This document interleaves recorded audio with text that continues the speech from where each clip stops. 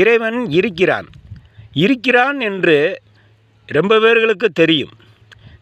ஆமாம், இல்லை என்று சொல்பவர்கள் விரக்கத்தில் அவர்கள் சாபம் பெற்றதில் துன்பப்பட்டு கொண்டு இருப்பார்கள் அல்லவா? அந்த விரக்கத்தியில் பேசுவர்கள் தான் இறைவன் இல்லை என்று கூறிக்கொண்டு இருக்கிறார்கள். தானும் கெட்டு தாம் மனமும் கெட வேண்டும், அப்படி எண்ணம் உள்ளவர்கள் அவர்கள்தான் இறைவன் இல்லை என்று அதுக்குன்னு ஒரு தனியாக நேரத்தை செலவு செய்து கொண்டிருப்பார்கள். நல்ல விஷயங்களுக்காக நேரத்தை செலவழிக்க மாட்டார்கள்.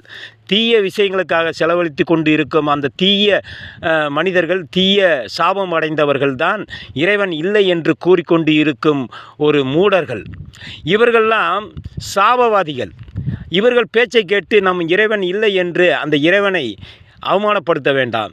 இறைவன் நமக்கு இருக்கிறார். இறைவன் நம்மளை காப்பாற்றி கொண்டு இருக்கிறார். அதனால தான் நாம் ஏங்கிக் கொண்டு இருக்கிறோம்.